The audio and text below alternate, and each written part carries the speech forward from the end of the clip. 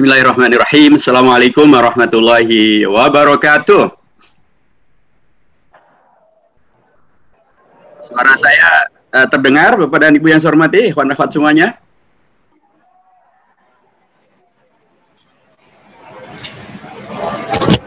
Terdengar, Ustaz. Terdengar ya. Alhamdulillahirabbil alamin. Assalatu wassalamu ala qaidina wa qudwatina sayyidina Muhammadin asyrafil anbiya'i wal mursalin wa ala alihi wa sahbihi wa man tabi'ahum bi ihsanin ila yaumiddin. Faqala Allah azza wa jalla fi kitabil aziz, a'udzu billahi minasyaitonir rajim. Ya ayyuhalladzina amanu taqullaha wal tanzur nafsum ma qaddamat lighadin wattaqullaha innallaha khabirum bima ta'malun. Shadaqallahul adzim wa shadaqa rasulun nabiyil karim.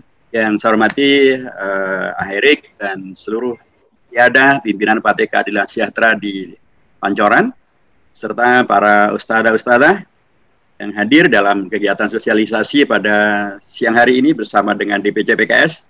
Ada Ustadzah Rina Hasan dari Majelis Ta'lim Bar'atus Sholihah, Ustadzah Hilwani Majelis Ta'lim Darur Rauf, Ustadzah Khalidah Majelis Ta'lim Mulyati Ziyadah, Ustadzah Nur Laila Majelis Ta'lim Sabil Haq, Ustadzah Ida Farida Majelis Ta'lim Silaturahim, Ustadzah Fatmawati Majelis Ta'lim Al-Barakah, dan ustadzah-ustadzah yang lain yang mohon maaf bila tidak tersebut namanya satu persatu, tapi pastilah tidak akan mengurangi hormat dan takdim saya kepada ustadzah semuanya dan seluruh para tokoh masyarakat, hadirin hadirat peserta sosialisasi yang diundang dan atau dikerjasamakan antara MPR dengan PKS di Pancoran. Jadi ustadzah sekalian, Bapak dan Ibu yang saya hormati, kegiatan ini memang kegiatan resmi dari MPR, dikerjasamakan ya dengan seluruh pihak, bisa dengan Majelis Taklim. Jadi kalau ustadzah nanti mengundang kami untuk sosialisasi 4 pilar MPR RI ke Majelis Taklim, boleh saja, tinggal lagi nanti diatur waktunya, mudah-mudahan tidak bentrok dengan agenda yang lain. Atau kami juga kerjasama dengan yayasan, kerjasama juga dengan ormas, kerjasama juga dengan pesantren, dengan kampus, dengan termasuk juga dengan partai-partai politik seperti hari ini dengan PKS, atau juga dengan TNI, dengan Polri, pemerintah pusat, pemerintah daerah, semuanya kita bekerja sama dengan semuanya, karena semuanya adalah warga bangsa Indonesia yang berhak untuk tahu secara langsung dari tangan pertama, dari mulut pertama begitu ya, dari MPR RI yang lembaga yang diberi kewenangan oleh Undang-Undang Dasar untuk membuat Undang-Undang Dasar untuk mensosialisasikan 4 pilar MPR RI. Karenanya terima kasih. Dan ini adalah sekali lagi bukan kali yang pertama kita kerjasama dengan partai politik. Kita sudah terbiasa dan bukan kali pertama juga kami dengan PKS maupun juga dengan Majelis Taklim kita sangat terbiasa. Karenanya mudah-mudahan acara ini banyak manfaatnya dan terutama pada hari ini adalah 1 Desember. Ibu-ibu nih pasti ingat nih hari tanggal 1 Desember. Tanggal baru ibunya, bulan baru, tanggal fresh ini. Nah, tanggal 1 Desember itu ada peristiwa yang sesungguhnya hari ini lagi kita berdoa mudah-mudahan tidak terjadi apa-apa di Indonesia kita. 1 Desember biasanya organisasi Papua Merdeka mengibarkan bintang kejora, mereka demo menuntut agar mereka diperbolehkan keluar dari Indonesia, membentuk negara sendiri, negara Papua Merdeka. Padahal Papua sudah dengan referendum yang diakui oleh PBB sudah masuk ke dalam Indonesia, tapi dulu memang pernah pada waktu Indonesia oleh Belanda diubah menjadi Republik Indonesia Serikat. Nah, ini saya sudah mulai masuk ke sosialisasi. Pada tanggal 27 Desember tahun 49, waktu itu Belanda yang tidak rela Indonesia merdeka, tidak mau Indonesia menjadi negara kesatuan Republik Indonesia.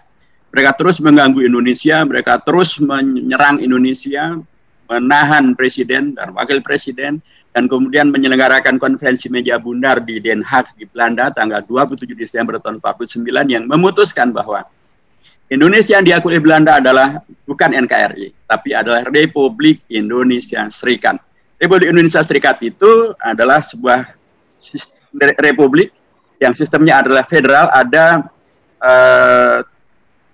12-an negara federal begitu ya yang dipecah oleh Belanda. Kemudian salah satu di antara negara itu bernama Republik Indonesia. Nah, Republik Indonesia itu hanya bagian daripada RIS. Nah, Tetapi yang penting adalah, atau yang saya ingin saya sebutkan dalam konteks ini adalah, dalam konteks Republik Indonesia Serikat, maka Papua tidak masuk ke dalam Republik Indonesia Serikat. Papua dikeluarkan dari Indonesia. Nah, tetapi kita kemudian tahu bahwa dari Partai Islam, Partai Masyumi, melalui pimpinannya Muhammad Natsir, pada tanggal 3 April tahun 1950, jadi hanya berkisar 4 bulan saja dari ditetapkannya Indonesia berubah menjadi RIS. Beliau setelah mendengar masukan dari sana sini, konflik di negara-negara federal, dan kemudian mereka ingin juga membuat satu negara yang menyatu, kemudian pun juga jelas menjadi RIS adalah pengkhianatan terhadap sejarah Indonesia merdeka dan cita-cita Bapak bangsa. Karena dulu cita-citanya memang adalah untuk menjadikan Indonesia itu bukan negara kerajaan, bukan negara federal, tapi untuk menjadi negara republik. Itulah karenanya ditetapkan pada tanggal 18 Agustus tahun 45 melalui Undang-Undang Dasar 45 dimasukkan ke dalam bab pertama pasal 1 ayat 1. Jadi Undang-Undang Dasar dimulai demikian. Nah, pada tanggal 3 April itulah tahun 50, seorang politisi dari Partai Islam, Muhammad Natsir, setelah beliau mendengarkan masalah ini dari seluruh pihak, kemudian beliau di parlemen bertemu dan mengundang atau bertemu dengan pimpinan daripada partai-partai yang ada di parlemen pada waktu itu, termasuk juga ketua partai Katolik, juga termasuk ketua partai Kristen Indonesia. Beliau kemudian menyampaikan suatu pidato yang merubah Indonesia kembali kepada NKRI. Sekalipun tadinya sudah dibelah oleh Belanda, disepakati oleh pimpinan Indonesia berubah menjadi RIS. Nah, beliau kemudian menyampaikan pidatonya yang disebut sebagai mosi integral pada tanggal 3 April tahun 50 untuk intinya adalah mengembalikan Indonesia menjadi NKRI dan tidak berkelanjutan menjadi RIS. Sebab tadi kalau kemudian berkelanjutan menjadi RIS, maka Papua itu bukan bagian dari Indonesia. Ketika kemudian kembali menjadi NKRI, maka Papua masuk ke dalam Indonesia dan dikuatkan melalui referendum yang diakui oleh PBB. Jadi karenanya kalau banyak pihak cerita tentang dan membuat komando NKRI, harga mati, jangan kemudian dimaknai justru untuk memojokkan umat Islam. Jangan dimaknai untuk memojokkan para ulama, para habaib. Tapi justru harus diingat bahwa dari dulu umat Islam dan para habaib, para ulama politisi Islam itu, itulah yang kemudian faktanya mereka lah yang memprakarsai, menyampaikan secara terbuka dan diterima oleh pemerintah Indonesia untuk kembali menjadi NKRI. Jadi kalau ceritanya ada NKRI harga mati seperti hari ini terkait dengan Papua maupun manapun juga termasuk Papua, ada juga masalah di Kabupaten Sigi di Sulawesi Tengah ya, di sana ada teroris yang kemarin melakukan tindakan yang sangat biadab dan tidak terpuji dan kita menolak keras. Apalagi dikait-kaitkan dengan Islam karena ya, faktanya kemudian mereka pun juga membunuhi bukan hanya yang beragama Kristen maupun juga beragama Hindu, tapi juga yang beragama Islam pun juga mereka bunuhi. Dan mereka jelas bukan mewakili Islam dan tidak pernah kemudian umat Islam memberikan kewenangan bagi mereka untuk mewakili, dan mereka jelas tidak sesuai dengan apa yang diperjuangkan oleh Bapak bangsa, termasuk Muhammad Natsir, untuk kemudian menjadikan Indonesia ini adalah NKRI. Jadi NKRI harga mati, artinya juga ingatlah, saya karena pernah nyebutkan, ada ungkapan jas merah, jangan sekali-kali melupakan sejarah. Itu benar. Tapi jangan sampai kemudian jas merah, tapi yang terjadi jasanya umat Islam, jasanya ulama Islam, jasanya Muhammad Natsir mengembalikan Indonesia menjadi NKRI, jasanya para ulama Ki Bagus Hadi Kusumo, Ki Haji Wahid Hashim, Mr. Kasman Singodi Mejo, Mr. Teuku Muhammad Hasan menerima sila pertama menjadi ketuhanan yang Maha Esa supaya selamatlah Pancasila. Jangan sampai Indonesia dipecah belah oleh ancaman dari Indonesia Timur gitu ya. Jangan sampai kemudian itu juga dilupakan. Karenanya saya sampaikan, ya jas merah penting, jangan sekali-kali melupakan sejarah, termasuk sejarah menjadi NKRI, sejarah menyelamatkan Pancasila. Tapi ingat juga jas hijau. Apa itu jas hijau? Jas, jangan, ja-nya jangan, S-nya sekali-kali jas, hilangkan jasa, ulama, umaro, dan umat. Ya.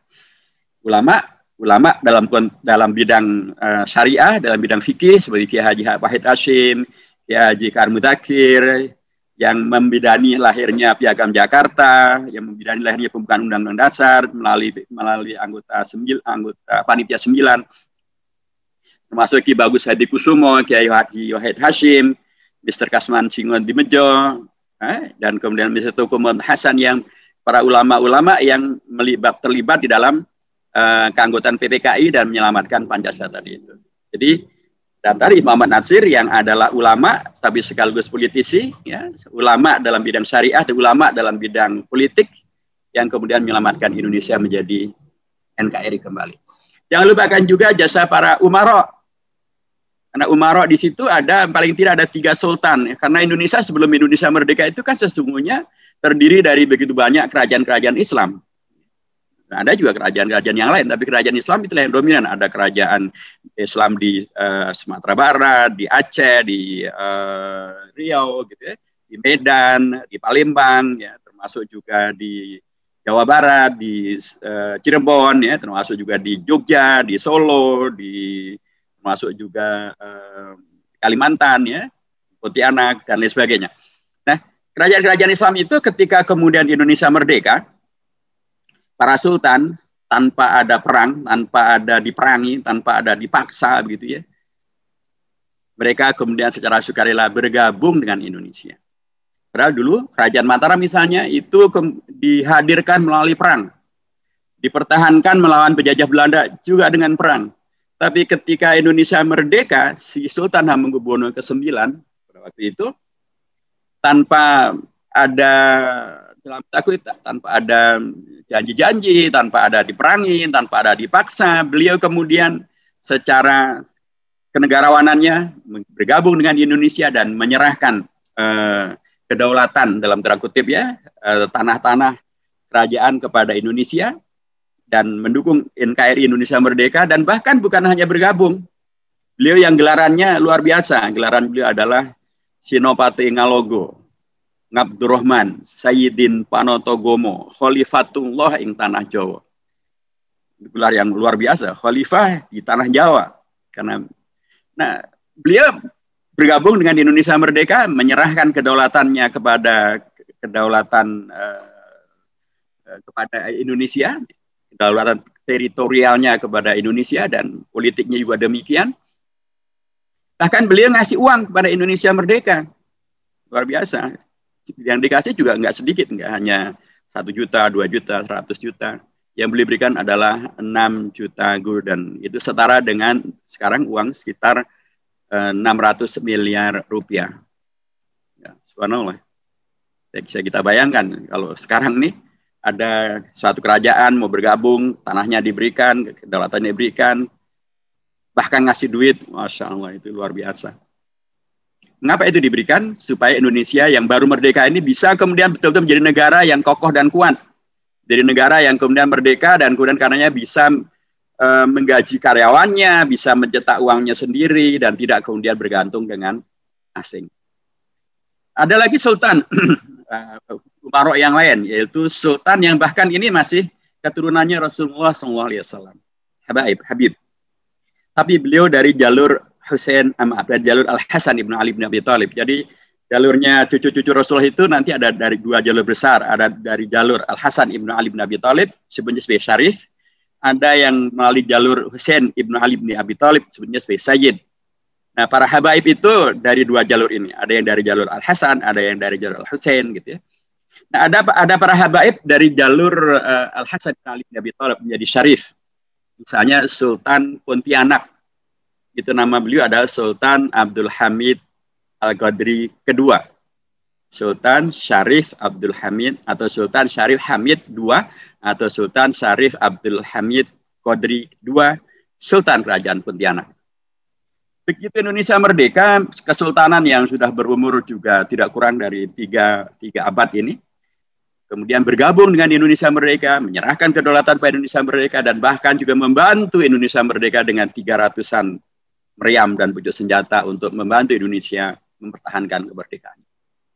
Dan bahkan nanti beliaulah yang menciptakan lambang negara Indonesia, burung Garuda Pancasila. Ini lambang burung Garuda Pancasila ini yang menciptakan adalah seorang syarif, karenanya seorang Habib, sulalah dzurriyyahnya Rasulullah SAW. Beliau menjadi sultan di Kesultanan Pontianak di Kalimantan Barat. Ketika Indonesia merdeka, bergabung dengan Indonesia, menyerahkan kedaulatannya kepada Indonesia, dan kemudian bahkan membantu dengan 300 senjata perang, ada meriam dan lain sebagainya.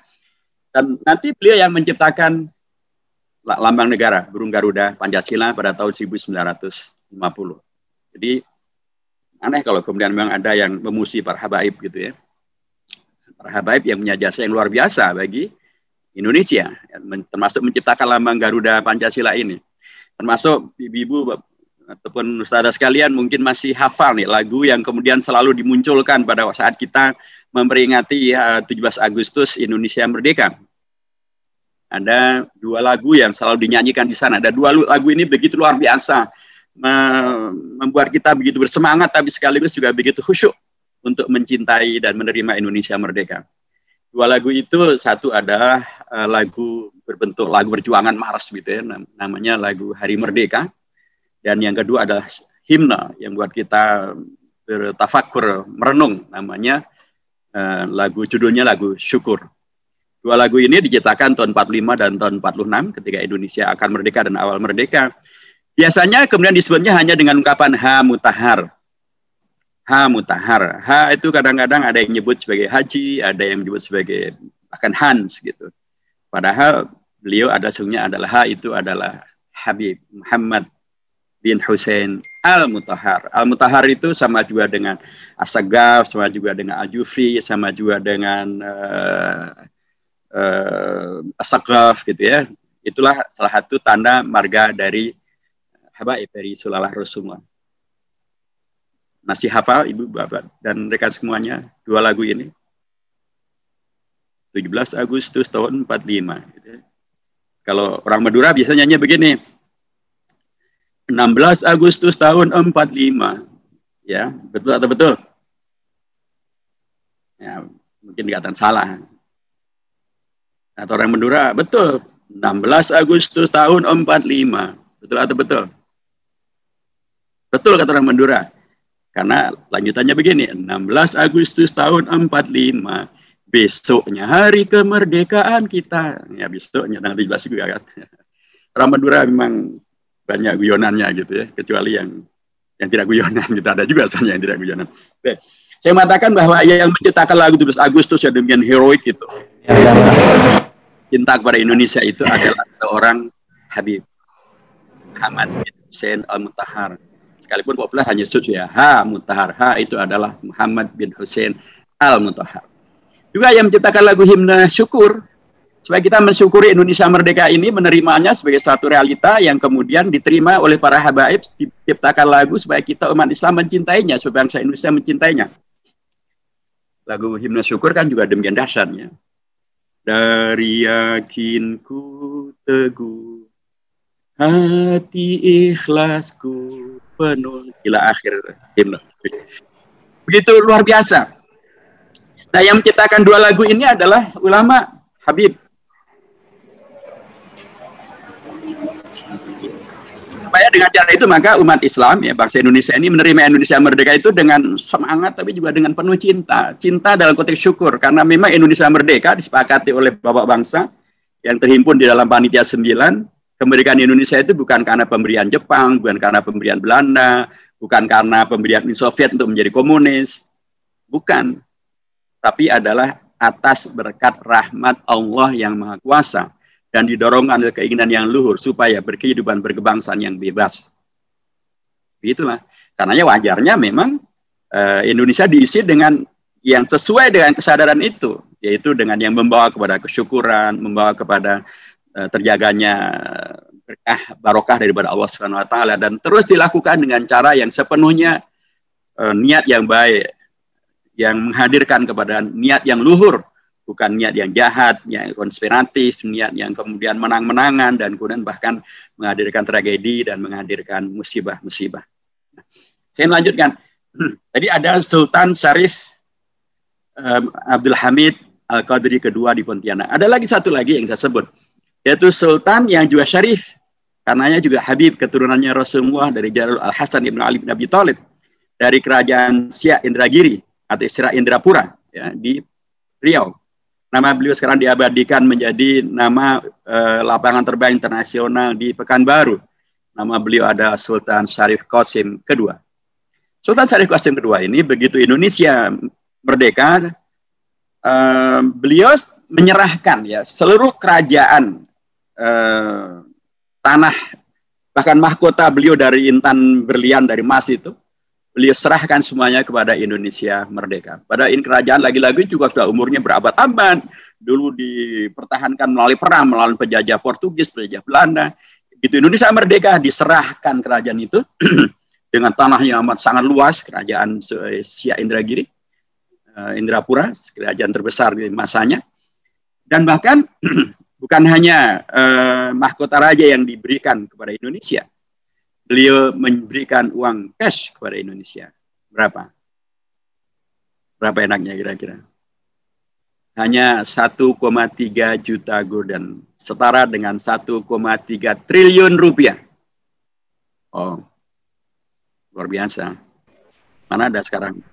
Atau tempat yang lain gitu ya. Ada sultan, syarif pula, menyerahkan kerajaannya secara sukarela, tanpa perang, tanpa iming-iming apapun, ya diserahkan. Dan bahkan dikasih uang. Indonesia ini, Republik Indonesia dikasih duit tidak sedikit. Sekarang pun besar sekali, 1,3 triliun. Mohon maaf, mana ada orang sekarang wakaf dan atau hibah dengan nilai 100 miliar aja udah susah. Ini 1,3 triliun. Dikasih.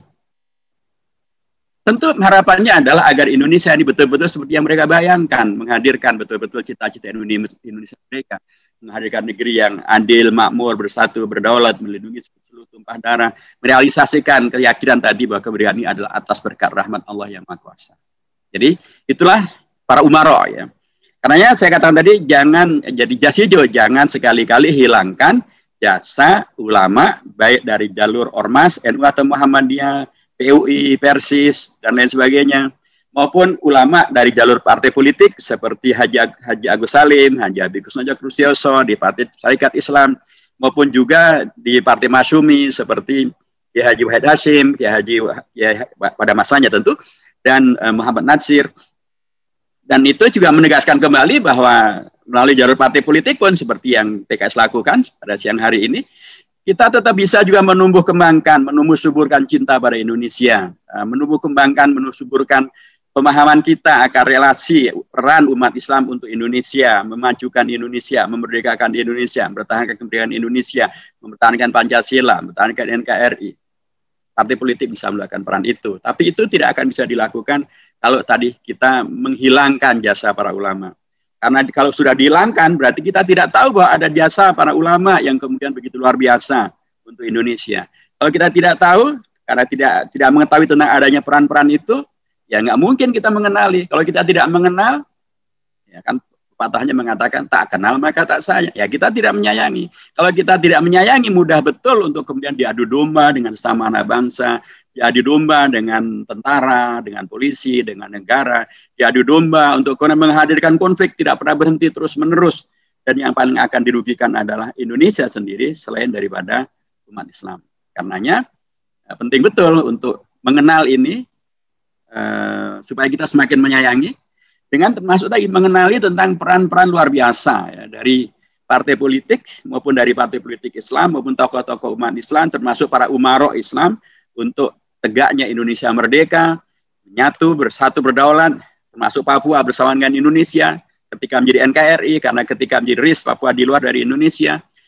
Kemudian menjadi melalui partai politik juga bisa menghadirkan sekali lagi peran maksimal untuk menjaga Indonesia merdeka melalui MPR RI yang pada waktu itu melalui sidang-sidang MPR peran menghadirkan realisasi daripada cita-cita cita-cita reformasi yang diantaranya adalah amandemen terhadap Undang-Undang Dasar, dan disepakatilah Undang-Undang Dasar di amandemen. Ada begitu banyak perubahan daripada Undang-Undang Dasar kita. Dari dulu sebelum perubahan Undang-Undang Dasar kita itu terdiri dari 16 bab. Setelah perubahan menjadi 21 bab. Dulu sebelum perubahan, Undang-Undang Dasar kita terdiri dari 37 pasal. Setelah perubahan menjadi 73 pasal. Dulu sebelum perubahan, Undang-Undang Dasar kita terdiri dari 49 ayat. Sekarang terdiri dari 170 ayat. Banyak sekali yang menghadirkan perubahan. Tapi begitu banyak yang berubah, tapi ada dua yang disepakati tidak berubah. MPR kita yang dipimpin oleh Profesor Dr. Amin Rais pada waktu itu menyepakati bahwa ada yang dirubah banyak sekali, tetapi dua hal yang tidak dirubah. Dua hal yang tidak dirubah itu adalah pertama adalah pembukaan Undang-Undang Dasar 45. Karena di dalam Undang-Undang Dasar itu ada yang tadi pengakuan tentang Indonesia merdeka itu adalah atas berkat rahmat Allah yang Maha Kuasa. Termasuk juga ada semangat untuk Indonesia itu tidak menjadi pemain lokal, tapi bisa menjadi pemain internasional. Karenanya ditegaskan di dalam alinea pertama dalam Undang-Undang Dasar bahwa kemerdekaan adalah hak segala bangsa, dan karenanya segala bentuk penjajah harus dinyahkan dari muka bumi, karena tidak sesuai dengan prinsip kemanusiaan dan keadilan. Karenanya saya dan kawan-kawan di Komisi 1 menolak dengan tegas ketika pemerintah membuka kembali calling visa untuk warga Israel untuk bisa ke Indonesia. Saya tolak dengan tegas. Saya sampaikan secara terbuka bahwa hendaknya pemerintah segera membatalkan kebijakan atau ketidakbijakan ini, karena membuka calling visa bagi warga Israel berarti mengesankan seolah ada hubungan diplomatik antara Indonesia dengan Israel, padahal tidak ada hubungan diplomatik. Mengapa tidak ada hubungan diplomatik? Karena Israel masih menjajah Indonesia, dan menjajah Indonesia, masih menjajah Palestina. Menjajah Palestina itu artinya adalah Israel adalah negeri penjajah, dan itu artinya bertentangan dengan pembukaan Undang-Undang Dasar. Saya sampaikan bahwa Bung Karno dahulu pernah menegaskan, Presiden Republik Indonesia yang pertama, penggali Pancasila, Ketua Panitia 9, beliau menyampaikan bahwa selama Israel menjajah Palestina, maka selama itu berarti Israel adalah penjajah, dan selama itu pula Indonesia tidak membuka hubungan dengan Israel. Jelas. Itulah juga sikap daripada para presiden berikutnya. Pak Harto juga demikian, Habibie juga demikian, Gus Dur juga demikian, Megawati juga demikian, Pak SBY juga demikian. Termasuk Pak Jokowi, sesungguhnya Pak Jokowi pada tahun 2016 tegas menyampaikan dalam satu sidang istimewa OKI di Jakarta, beliau tegas mengajak negara-negara OKI, Organisasi Konferensi Islam, untuk memboikot Israel, memboikot barang-barang Israel, untuk bagian daripada dukungan untuk kemerdekaan Israel. Nah, kalau diboikot, malah mengajak untuk memboikot, kenapa justru sekarang malah membuka untuk adanya kunjungan dari Israel? Ini kan tidak sesuai, bertentangan begitu ya. Dan apalagi Pak Jokowi juga pernah menyampaikan bahwa satu-satunya negara yang Indonesia punya utang untuk kemerdekaannya adalah Palestina. Karena seluruh negara yang diundang hadir di dalam konferensi Asia Afrika di Bandung tahun 1955, semua negara yang diundang, termasuk Sudan dan lain sebagainya, Aljazair dan lain sebagainya, semuanya sudah merdeka, kecuali satu, Palestina. Karenanya kata Pak Presiden Jokowi, Indonesia punya utang kepada Palestina. Apalagi Palestina pun dulu juga membantu Indonesia merdeka luar biasa, termasuk yang pertama kali mengakui Indonesia merdeka itu kan Palestina. Jadi utang ini semakin nyata begitu. Karenanya bila demikian halnya, mestinya ini yang dikerjakan maksimal oleh pemerintah Indonesia, apalagi Indonesia sekarang menjadi anggota Dewan Keamanan PBB, sekalipun tidak tetap anggota Dewan HAM PBB, mestinya menggunakan seluruh potensinya di lembaga-lembaga internasional ini untuk menggalang dukungan untuk membela Palestina merdeka. Jangan malah kemudian membuka calling visa, karena itu bertentangan, tidak sesuai. Ada yang mengatakan, bagaimana mungkin bisa membantu Palestina merdeka Pak Hidayat kalau tidak punya hubungan dengan Israel? Itu memang logika atau semi logika yang sering disampaikan oleh pihak-pihak yang ingin melakukan normalisasi dengan Israel. Padahal faktanya adalah sebelum ngomong itu ke Indonesia, sudah banyak negara yang punya hubungan dengan Israel. Ada Mesir, ada Jordan. Apa yang bisa mereka lakukan? Apakah kemudian Palestina menjadi semakin mungkin merdeka? Yang terjadi mereka semakin terpojok, terpinggirkan, terkurangi. Bahkan ketika kemarin ada dengan Emirat misalnya, justru Benyamin Netanyahu, Perdana Menteri Israel, tegas menyampaikan bahwa Israel adalah tanah untuk orang Yahudi, negara untuk orang Yahudi, tidak untuk orang lainnya. Dan bahkan Yerusalem adalah ibu kota abadi untuk Israel. Tidak dibelah, tidak dibagi-bagikan kepada yang lainnya. Itu artinya mengingkari total adanya Palestina. Itu artinya adalah Palestina dibuang, hilangkan dari peta. Itu pengalaman dari negara-negara yang sudah membuka hubungan dengan Israel.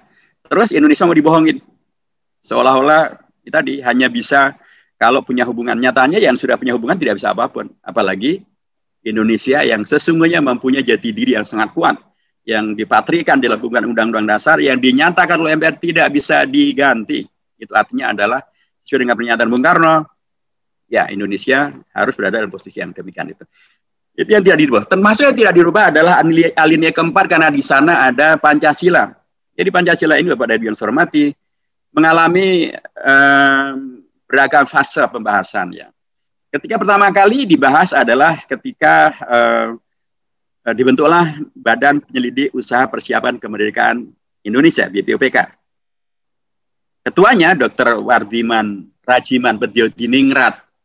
Ada 60-an sekian anggota BPUPK. Beliau bertanya kepada hadirin pada tanggal, itu sidang pertamanya tanggal 29 Mei tahun 1945. Beliau bertanya, kita mau bikin Indonesia merdeka, ini dasarnya apa? Ideologinya apa? Kemudian muncullah berangkat pendapat di situ. Kalangan umat Islam dari NU, dari Muhammadiyah, dari Partai Islam, dari Persatuan Umat Islam PUI, mereka hampir bersama mengatakan bahwa kita adalah mayoritas penduduk Indonesia ini beragama Islam. Karenanya wajar kalau dasar kita adalah Islam. Tapi yang banyak lain mengatakan, iya kita memang mayoritas beragama Islam, tapi kita sekaligus adalah negara yang plural. Di sini juga ada kelompok-kelompok non-Islam, juga kelompok-kelompok partai-partai yang orientasinya tidak Islam. Karenanya agar bisa menyatukan semuanya, dasar negaranya adalah kebangsaan. Begitulah pembahasannya. Jadi muncul dua ide besar ini. Karena tidak selesai dibahas di BPUPK, maka dibentuklah panitia kecil yang kemudian menjadi panitia 9. Itu pada tanggal 2 yang bersidang dan buat keputusan pada tanggal 22 Juni. Maaf, sebelum itu Bung Karno pada tanggal 1 Juni menyampaikan pidato terakhir yang mencoba untuk merangkum semuanya. Dan kemudian beliau mengusulkan tentang tentang 5 hal yang disebut sebagai Pancasila. Nah, tapi Pancasila Bung Karno ini berbeda betul dengan Pancasila yang sekarang kita sepakati. Yang juga disepakati oleh Bung Karno. Pancasila Bung Karno dimulai dengan pri kebangsaan, kemudian internasionalisme atau pri kemanusiaan, kemudian demokrasi atau gotong royong, dan kemudian keadilan sosial, dan kelimanya adalah ketuhanan. Itu yang dipidatokan oleh Bung Karno. Dan pada saat itulah beliau menyampaikan, kalau 5 ini terlalu banyak dan Bapak dan Ibu sekalian menginginkan agak ringkas, maka bisalah diringkas menjadi trisila, menjadi 3 sila saja. Jadi kalau trisila dan trisila itu nanti juga ketuhanan ada di sila yang ketiga. Kalau 3 ini pun juga tidak terlalu banyak, bisa diperas lagi menjadi 1 saja, yaitu gotong royong. Begitulah yang disampaikan Bung Karno pada tanggal 1 Juni. Tapi ini ternyata berlanjut karena tidak disepakati. Kemudian dibentuklah panitia 9 yang ketuanya Bung Karno. Di situ ada 4 tokoh dari kalangan nasionalis tidak terkait dengan agama Islam. Ada Bung Karno, ada Bung Hatta, ada Muhammad Yamin, ada Ahmad Subarjo gitu ya. Terus ada 1 yang nasionalis Kristiani, A.A. Maramisti. Kemudian ada 4 dari kalangan Islam, nasionalis Muslim. Dari NU 1 orang, Kiai Haji Wahid Hashim. Dari Muhammadiyah 1 orang, Kiai Haji Abdul Kahar Muzakir. Dari partai Islam ada 2. 1 dari Partai Syarikat Islam, dan 1 dari Partai Syarikat Islam itu adalah Haji Abikus Nocokrosyoso, dan 1 dari Partai Penyadar, Haji Agus Salim. Jadi ada 4 dari kalangan nasionalis non-agama, 1 nasionalis Kristiani, 4 nasionalis Islam, 2 dari Ormas, 2 dari Orpo. Mereka kemudian menyepakati dasar negara itu bentuknya Pancasila, tetapi sila-silanya berubah total daripada apa yang disampaikan oleh Bung Karno pada tanggal 1 Juni. Dan bahkan tidak ada penyebutan Trisila atau Ekasila. Pancasila dalam Piagam Jakarta ini, sila pertama adalah ketuhanan dengan kewajiban melaksanakan syariat Islam bagi pemeluk-pemeluknya.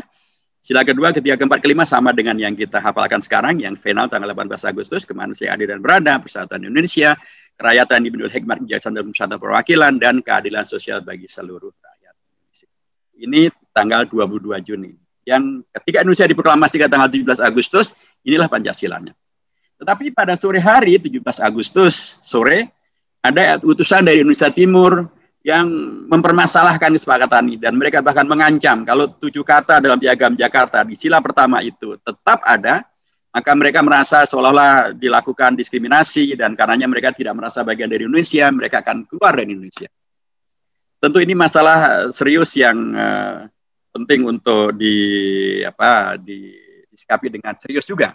Karenanya ketika masalahnya sampai kepada Bung Hatta segera bertemu dengan empat tokoh umat Islam, satu dari NU Kiai Haji Wahid Hasyim, satu dari Muhammadiyah Ki Bagus Hadikusumo, satu dari Partai Islam Mr.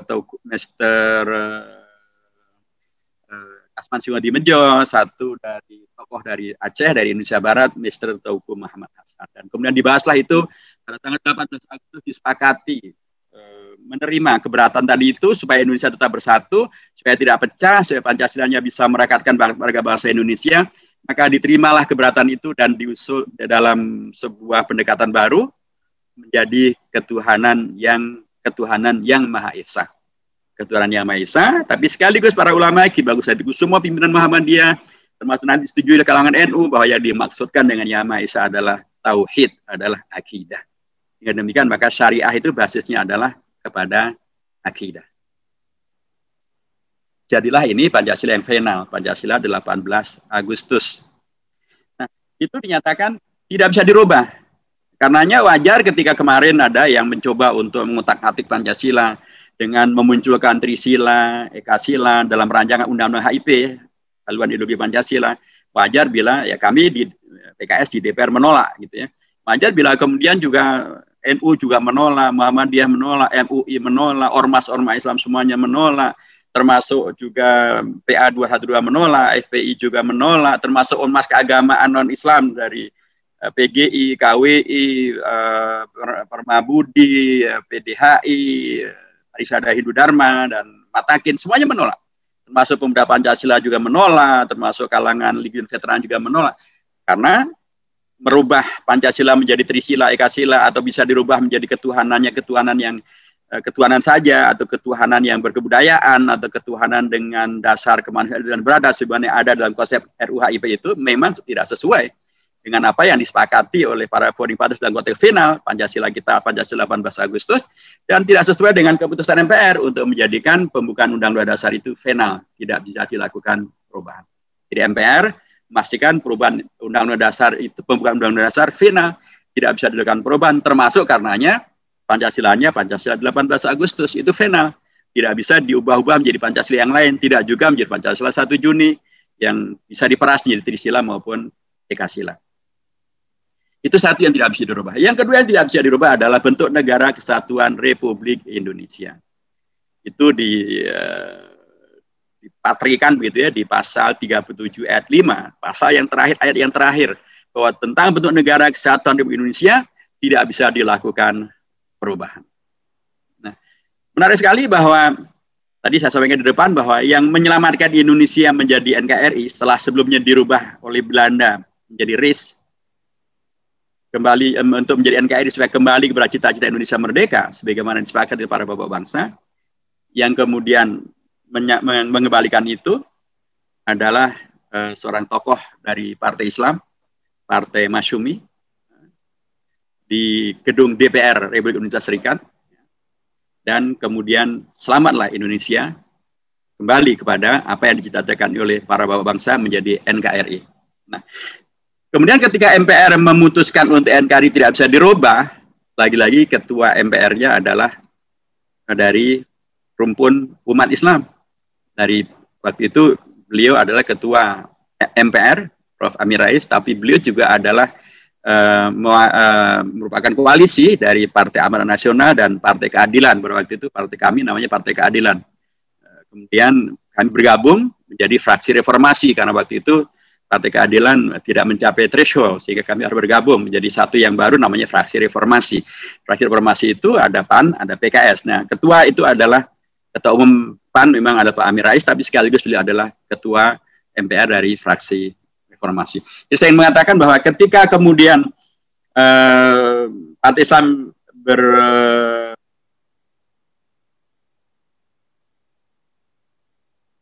kontribusi yang konkret di DPR Republik Indonesia Serikat, Indonesia kembali menjadi NKRI. Ketika MPR dipimpin oleh seorang tokoh dari latar belakang umat Islam, maka dipastikan NKRI tidak bisa dilakukan perubahan. Nah, inilah saya kira bagian-bagian yang penting untuk kita maknai ketika kita membicarakan tentang relasi antara umat Islam, partai Islam, warga bangsa dengan Pancasila, dengan NKRI, dan juga dengan Undang-Undang Dasar Negara Republik Indonesia tahun 1945. Bapak Ibu yang saya hormati, saya ingin lanjutkan sedikit. Ya, kalau tadi saya sudah nyinggung tentang Pancasila, begitu ya, dengan sejarahnya dan yang kontennya, beragam perubahannya, dan bagaimana kemudian kita mengenal itu untuk semakin memahami, untuk semakin mengawal supaya tidak ada upaya untuk kemudian justru teriakannya aku Pancasila, tapi perilakunya malah menghadirkan yang sial-sial mulu. Kita ingin kalau orang teriak aku Pancasila, dia betul-betul melaksanakan Pancasila. Dan itu artinya adalah melaksanakan apa yang dulu disepakati oleh Bapak Bangsa. Termasuk di dalamnya adalah pimpinan NU, pimpinan Muhammadiyah, pimpinan partai-partai Islam. Yang di dalamnya pastilah nilai-nilai yang tidak bertentangan dengan agama, apalagi agama Islam ya. Kalau teriakannya adalah keturunan Yang Maha Esa, Pancasila, maka sila bertanya pastilah harus keturunan Yang Maha Esa. Bila demikian maka wajarnya ya dia menghadirkan akhlak yang mulia dalam kehidupan, melaksanakan ajaran agama yang dan benar, sehingga menghadirkan yang ma'ruf, meninggalkan yang mungkar, melakukan amar ma'ruf, nahi mungkar dengan cara yang ma'ruf, tidak dengan cara yang mungkar. Bukan malah kemudian menghadirkan kemungkaran dan membela kemungkaran, misalnya membela LGBT dan mendukung LGBT itu pasti mungkar, tidak sesuai dengan ajaran agama apapun.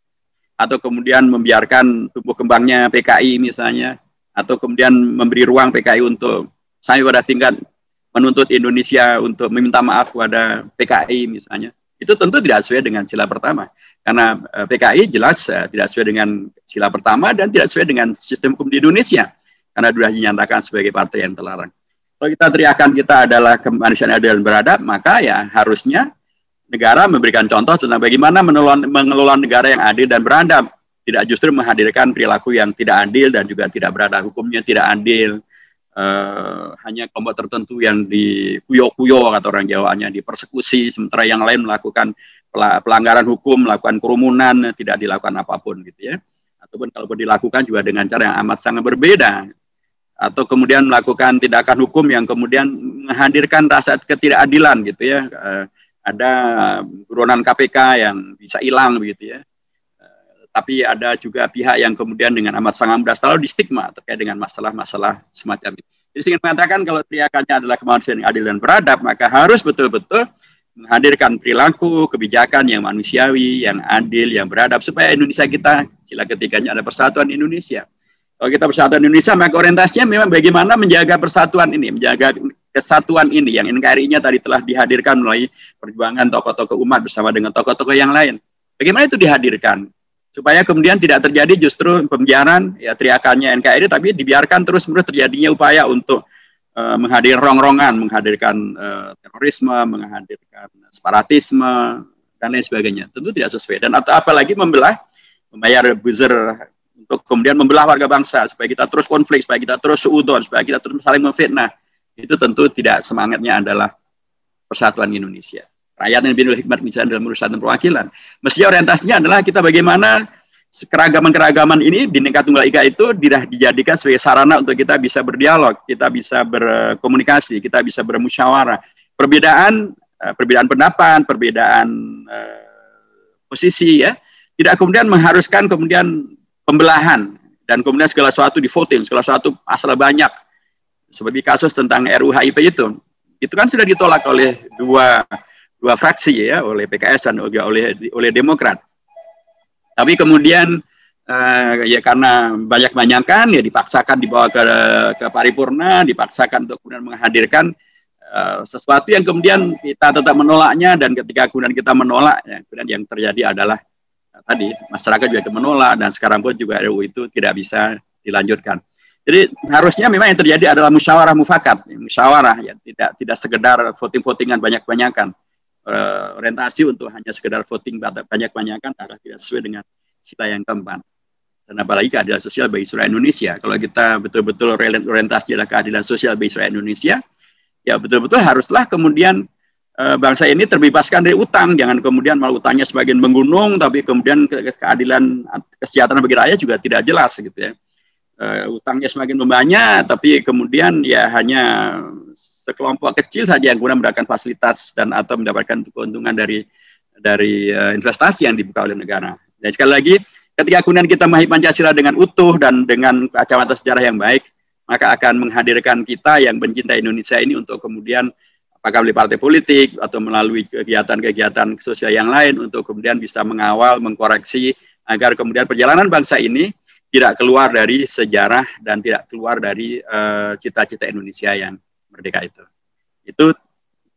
Itulah Pancasila yang ada di pembukaan Undang-Undang Dasar yang dinyatakan oleh MPR RI sebagai tidak bisa dilakukan perubahan. Itulah di dalamnya ada NKRI yang kemudian juga dinyatakan tidak bisa dilakukan perubahan. Nah, Bapak dan Ibu yang saya hormati, terakhir yang saya sampaikan dalam konteks ini, dalam pemahaman semacam itulah maka kita ya yang ada pada era sekarang ini, apakah kita melalui jalur ormas, melalui jalur majelis taklim, melalui jalur partai politik, bagaimana kemudian kita memahami keseluruhan daripada 4 pilar ini untuk kemudian memberi pemahaman yang baik, pemahaman yang mendasar, pemahaman yang mengkorelasikan ya antara keislaman kita dengan keindonesiaan kita, keindonesiaan kita dengan keislaman kita, dengan Pancasila, dengan Undang-Undang Dasar. Karena dalam Undang-Undang Dasar ini juga sesungguhnya mengakomodasi begitu banyak hal yang dulu tidak pernah ada, Ibu dan Bapak yang saya hormati. Dulu sebelum perubahan Undang-Undang Dasar, tidak ada kata-kata iman, takwa, hak mulia, tidak ada kata-kata pengadilan agama, tidak ada kata-kata itu sama sekali. Bahkan dulu ada yang mengusulkan untuk dimasukkannya iman dan takwa di dalam ketentuan di GBHN. GBHN bukan Undang-Undang Dasar. Tetapi usulan itu mendapatkan sebuah penyikapan yang spesifik, yang spesial. Apa itu? Dipecat dari keanggotaan di MPR. Jadi hanya mengusulkan masuknya iman takwa ke dalam GBHN, dipecat. Direkol bahasa resminya begitu ya. Sekarang iman takwa itu bahkan masuk ke dalam Undang-Undang Dasar di pasal 31 ayat 3 dari Undang-Undang Dasar Negara Republik Indonesia tahun 1945. Di sana dinyatakan bahwa pemerintah menyiapkan suatu pendidikan nasional yang meningkatkan keimanan, ketakwaan, akhlak yang mulia baru dalam rangka mencerdaskan kehidupan bangsa. Jadi kita diberi sebuah konstitusi, ketentuan mendasar bahwa Indonesia ini memang SDM-nya dipersiapkan melalui pendidikan yang dikelola oleh negara, yang dibiayai oleh negara, yang APBN-APBD-nya pun juga minimal 20% adalah untuk pendidikan, itu di pasal 31 ayat 4. Pendidikan itu adalah untuk menghadirkan sumber daya manusia Indonesia, bukan yang liberal, bukan yang komunis, bukan yang ateis, bukan yang Islamofobia, bukan yang sekuleris, tapi yang beriman, bertakwa, berakhlak mulia, dan mencerdaskan, atau dalam mencerdaskan kehidupan bangsa. Kalau anak didik kita dari PAUD, TK, SD, SMP, SMA, perguruan tinggi, basis keilmuan mereka, basis perilaku mereka, basis sosial mereka, basis profesionalitas mereka adalah pada iman, takwa, akhlak mulia, maka kecerdasan mereka insya Allah akan justru menghadirkan sumber daya manusia yang betul-betul membawa kepada hasanah fid dunia dan hasanah fil akhirah. Insya Allah tidak akan menghadirkan manusia-manusia yang hebat dalam berbangsa, bernegara, berteknologi, bersosiologi, dan semuanya, tetapi menghadirkan sekaligus manusia-manusia beragama dan kualitas yang terbaik, dengan iman, takwa, dan akhlak mulia itu. Itu ketentuan dalam Undang-Undang Dasar kita. Jadi kita sebenarnya Undang-Undang Dasar ini memberi pegangan yang luar biasa untuk kemudian menghadirkan peserta didik yang sekarang kan kita banyak sekali yang khawatir ya, justru dengan COVID-19 ini pun juga banyak terjadi kejahatan-kejahatan, perilaku-perilaku jahat yang dilakukan oleh kalangan pelajar, terpelajar, atau bahkan sebagiannya bahkan masih anak-anak remaja, yang semuanya itu kejahatan-kejahatan ekonomi, curi-mencuri, rampok-merampok, bunuh-membunuh, maupun juga kejahatan moral gitu ya, terjadi kejahatan seksual dan lain sebagainya, yang sebagainya terjadi pada anak-anak masih usia pelajar dan bahkan masih remaja, sebagian masih anak-anak. Itu terjadi karena tadi pendidikan yang orientasinya tidak kurang menghadirkan betul-betul iman, takwa, akhlak mulia, tapi bahkan menghadirkan peminggiran terhadap agama dan tidak mementingkan agama, tidak mementingkan iman, tidak mementingkan takwa, tidak mementingkan akhlak mulia, dan terjadilah begitu banyak tragedi-tragedi itu. Itu harus dikoreksi karena Undang-Undang Dasar tidak memberikan asas demikian. Undang-Undang Dasar tidak memberikan kesempatan dan atau tidak memberikan peluang untuk terjadinya masalah-masalah itu bila dilaksanakan. Jadi karena kita mengetahui ini untuk mengkoreksi, kami pun juga di MPR, mulai kawan-kawan kami di DPR juga terus mengkoreksi beragam hal yang bisa terjadi penyimpangan semacam ini. Bisa ada juga yang tadi saya sebutkan di depan tentang adanya pengadilan, jenis pengadilan agama. Dulu yang ada pengadilan itu hanya pengadilan umum, pengadilan militer, PT UN, dan lain sebagainya. Sekarang bahkan ada yang namanya pengadilan agama di pasal 24 dari Undang-Undang Dasar kita itu. Maknanya adalah bahwa umat Islam boleh menuntut haknya dan bahkan memaksimalkan tentang apa yang mungkin bisa dilaksanakan sampai pada tingkat kemudian bisa penuntutan melalui Mahkamah Agung terkait dengan masalah pengadilan agama bila itu memang diperlukan. Terakhir yang saya sampaikan dalam Undang-Undang Dasar, Bapak Ibu yang saya hormati, tentu saja banyak sekali pasal-pasal di sana. Tadi saya katakan ada 170 ayat yang baru, ada 73 pasal yang baru, ada 21 pasal yang baru dalam Undang-Undang Dasar kita ini. Tentu kalau kita ingin bahas secara mendalam, kita harus menggunakan metode yang lain. Tapi ini karena kondisi di pandemi, maka banyak kegiatan kita menjadi kemudian dipotong, disingkat, sebagiannya pun juga melalui virtual seperti siang hari ini. Nanti mudah-mudahan pandemi sudah lewat sehingga kita bisa melakukan kegiatan lebih serius lagi, lebih fokus lagi, lebih mendalam lagi, dan MPR menyediakan beragam metode untuk sosialisasi.